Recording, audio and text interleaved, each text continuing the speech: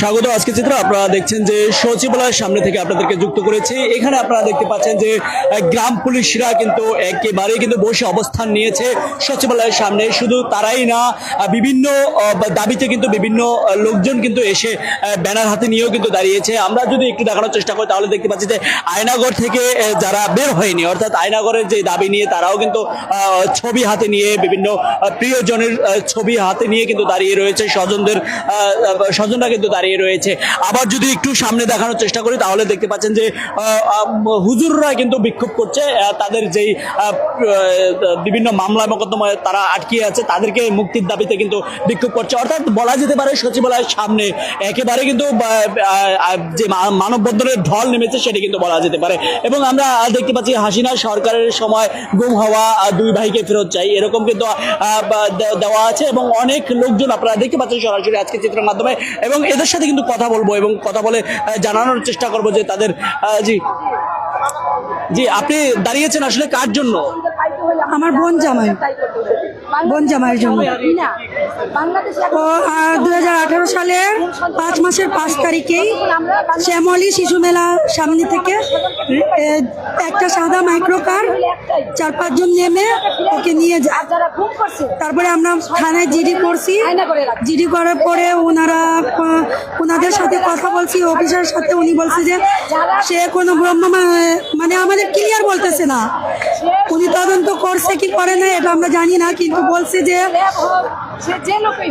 ও কোন ভ্রাম্যমাণ আদালত থেকে সাজা প্রাপ্ত হয়েছে, সাজা শেষ হইলে চলে আসবে। তারপরে আমরা শুনতে পারছি যে ওকে মানুষের মাধ্যমে ডিআইজি রমজান ধরছে, ঠিক আছে, র্যাবের ডিআইজি রমজান, র্যাব 2 আগারগাঁও। ওনার সাথে আমরা কথা বলছি, উনি বলছে যে আমরা ধরছিলাম, কিন্তু এখন ও কোথায় আছে আমরা জানি না। কি মনে হয় উনি কি বেঁচে আছে মনে হয় নাকি? ভাই আমরা তো আশাবাদী, তারপরে যদি না বাইচে থাকুক তাহলে আমাদের ওই রকম একটা করে দেখ, ফাইনাল রিপোর্ট দিচ্ছে ও মরে গেছে বা নাই। তারপরে না করলে তো আমরা বুঝবো না যে এখনো জীবিত আছো নাকি মরে গেছে। স্বজন হিসেবে কি মনে হয় যে আছে উনি? আমার মনে হয় আছে। আপনি কাকে নিয়ে দাঁড়িয়েছেন? আমার ছোট ভাই মোহাম্মদ ওসমান গনি। হ্যাঁ, ওকে রাজশাহী থেকে গুম করা হয়েছে র্যাবের পোশাকে, আপনার মাইক্রোতে করে রাত 2টা বাজে ওকে উঠাই নিয়ে গেছে 2014 সালে। হ্যাঁ, কোনো খোঁজ পান না? কোনো খোঁজ পাইনি। আমরা র্যাবে গেছি, ওই জায়গাতে আমাদেরকে তাড়াই দিছে, কোনো মামলা তো নেই আমাদের সাথে খারাপ ব্যবহার করছে।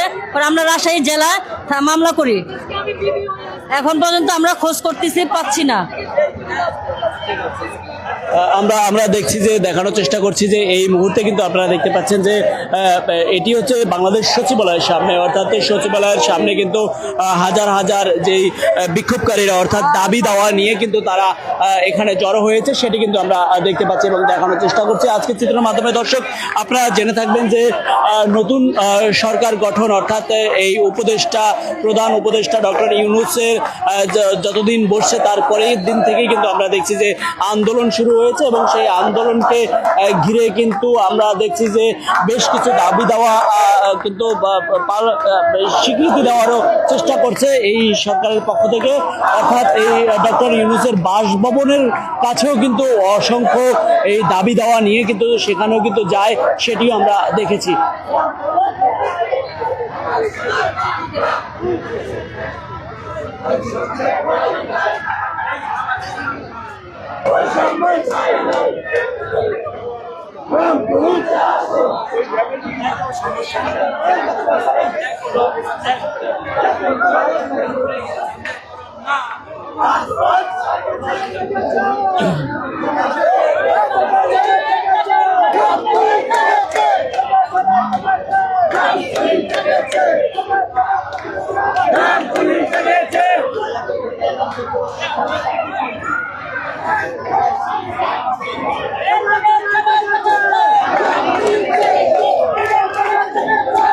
আমরা দেখতে পাচ্ছি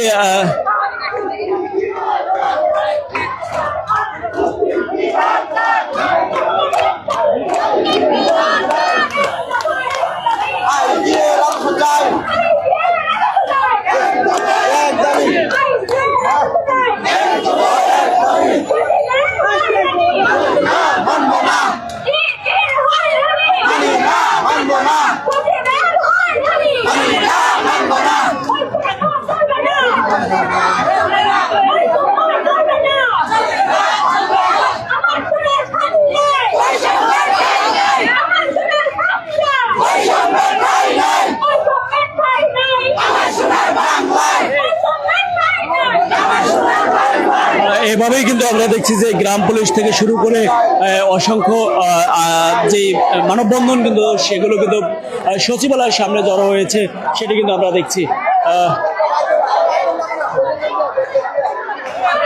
আমরা দু একজনের সাথে কথা বলার চেষ্টা করব। শুয়ে আছেন কেন? কতদিন আপনারা এই অনশনে, মানে এই অবস্থান কর্মসূচিতে? হ্যাঁ, কতদিন? 8 দিন পর্যন্ত। 8 দিন পর্যন্ত আজকে 8 দিন। কি উপর থেকে কিছু বলা হয়েছে? আশ্বাস দিয়ে আবার ঠান্ডা রয়েছে, এখন তো কোনো কিছু হইতেছে না। আপনারা দেখতে পাচ্ছেন যে এখানে কিন্তু যে গ্রাম পুলিশরা সহ বিভিন্ন মানববন্ধনের ব্যানার ফেস্টুন নিয়ে কিন্তু তারা দাঁড়িয়ে রয়েছে। অন্যদিকে আয়নাগরে যারা নিখোঁজ হয়েছে, অর্থাৎ আয়নাগরের দাবি নিয়ে কিন্তু বলছে যে আয়নাগরের স্বজনরা হারিয়ে গেছে, সেটি নিয়েও কিন্তু তারা বলছে। এবং তারপরে কিন্তু আমরা তাদের সাথে কথা বলছি, তারা স্বজনরা কিন্তু ছবি নিয়ে দাঁড়িয়ে রয়েছে, সেটা দেখছি। আবার এখানে যদি একটু দেখানোর চেষ্টা করি তাহলে মহিলা বিষয়ক অধিদপ্তরে কিন্তু যেই যারা রয়েছে উপজেলা পর্যায়ে মহিলাদের জন্য আয় বর্ধক যে একটা বিষয় রয়েছে, সেটি নিয়ে কিন্তু ব্যানার নিয়ে তারা দাঁড়িয়ে রয়েছে। একটু কথা বলে জানার চেষ্টা করবো।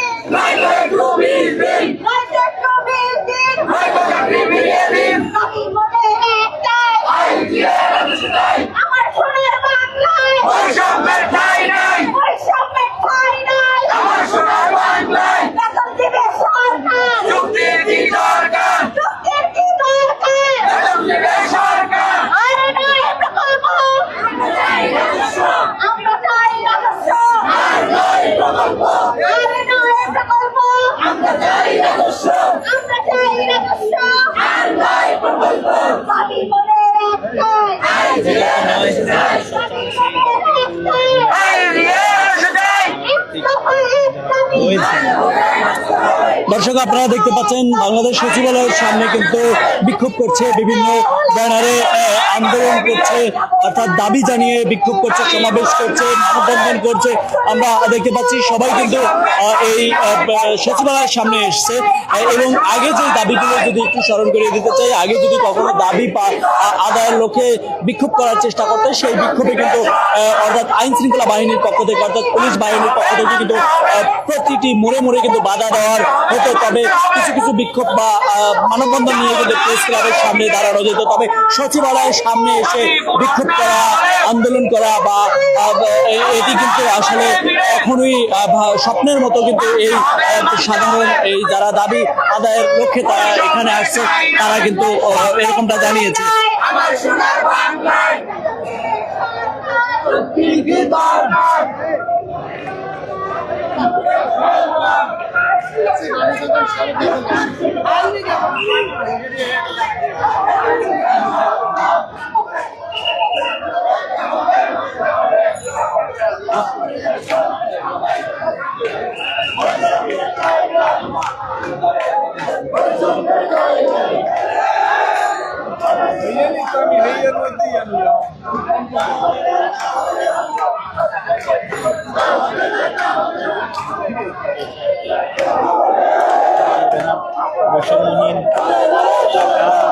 আন্দোলন